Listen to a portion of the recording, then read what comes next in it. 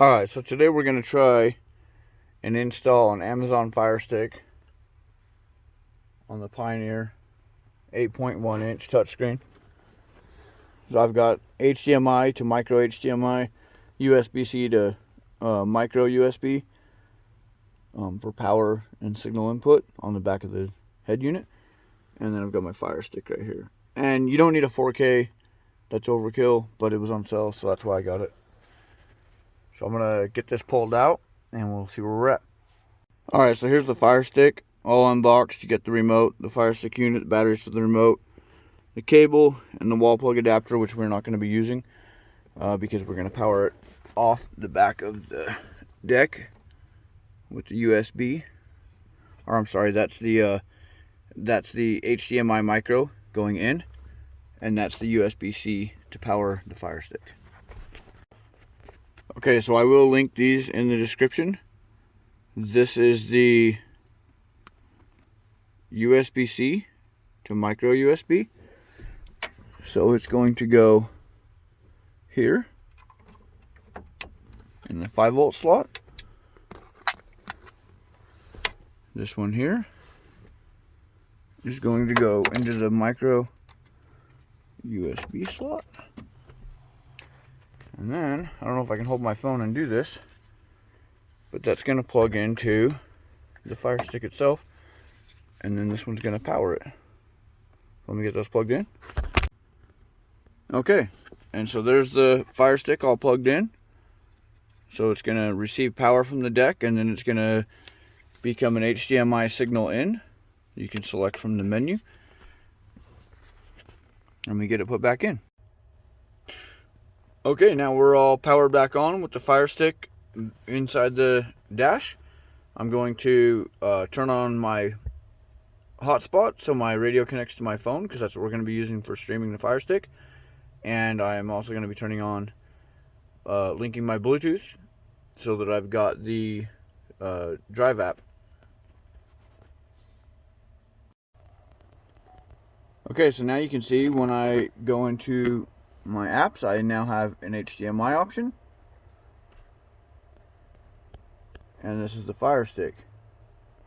Looks like it's not in English, so maybe, oh okay, it's going through some different languages here. I just gotta wait for the one to tell me what to do. So this is gonna take a while because I am on hotspot and I do have pretty good cell phone service, but I mean, this is nothing like what it's going to be hooked to the back of your TV at home on your Wi-Fi. So I've got to do, I'm sure, an update. And then I'm going to go ahead and download the apps that I want to use, mainly ESPN to watch UFC and different stuff like that. I think it comes pre-installed with Prime and Disney Plus, Hulu, and Netflix and whatnot. You know, so we can Netflix and chill in the truck. And like I said, after getting into the menu, selecting English, it did give me a prompt saying that the power supply source isn't the one that came with it, which it just gave me an option to say continue without it. So I did that, and it seems to be powered on and working. So I don't know if that's just a smart charger thing telling me, you know, it's not the charger that came with it, but obviously it's powered on. So yeah, incompatible with USB, it tells me, but it's still on, and it's installing the latest software. I connected it to my hotspot of my phone, like I was saying, and I imagine this will be the part that takes a long time. On the center of your screen, and provides quick access to destinations like Find, Live, your apps, and settings. Scrolling over supported apps gives you a peek at what's inside, so you can jump directly into your shell. You know you can walk on water whenever you want. No way.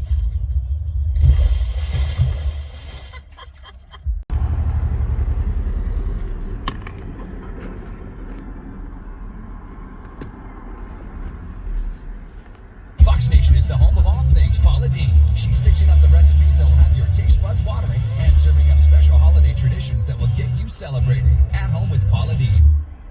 Viewer discretion is advised.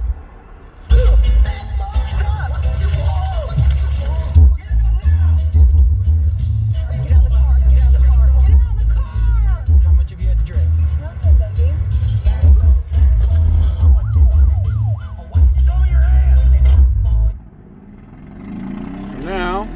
all my Fire Stick apps synced up with my email address, and I can watch basically whatever I want.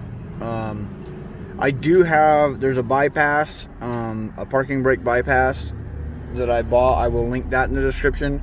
I will link all the parts that I used for this in the description. I also had to buy an adapter because apparently it didn't like the power input coming from the deck.